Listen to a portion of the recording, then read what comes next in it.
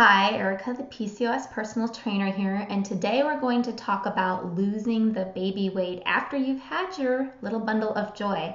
I got this email from a viewer, and she writes that my husband and I are getting ready to start a family, but I am nervous and I have a lot, in all caps, of anxiety about losing weight after the baby is born.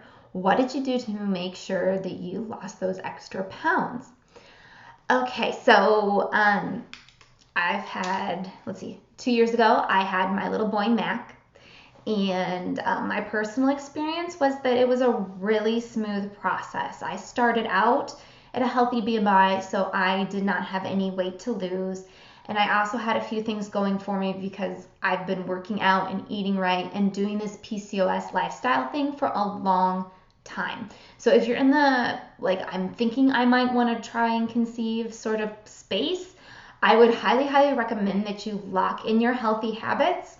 My coaching program, shameless plug, is a great place to go if you're in the just before you want to have a baby stage of life, because you can get those habits locked in for you and your whole family before baby even arrives.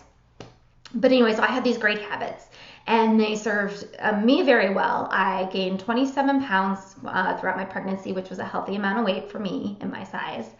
And I think after the Mac was born, I lost about the first 12 or 14 pounds almost immediately.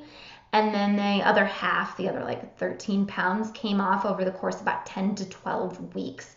I didn't go on a diet per se. I just went back to my normal healthy eating habits and trying to take care of myself as best as I could while I'm also taking care of a little tiny baby. So here are my 3 tips that I think probably aren't talked about very much that are super helpful. And the first is that sometimes sleep deprivation feels like ravenous hunger. So a lot of times I would have had a rough night or something with Mac, and we would have been up and down all night, and it would come to lunchtime and I would think I have to have a pizza and a milkshake. I'm just starving.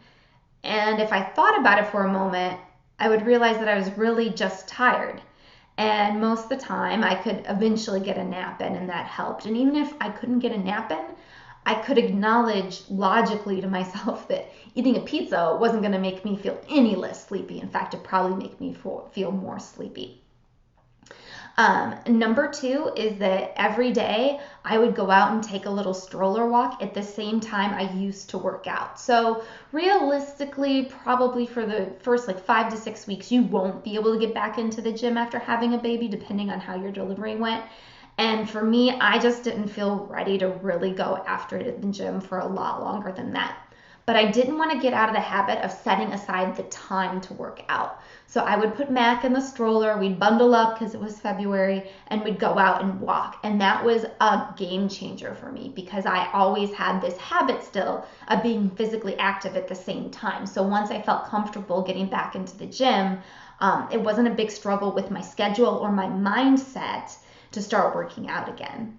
And then number 3 is stay hydrated. If you're breastfeeding, you're going to be losing fluids every day, and dehydration feels a lot like hunger.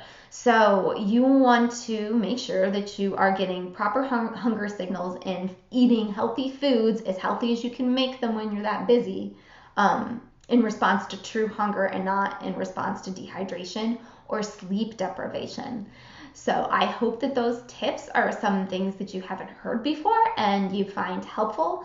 If you have tips, if you've been through this before, I sure hope that you leave them here for other people to read. And hit subscribe if you're interested in learning more about having a healthy, vibrant life, even though you have PCOS.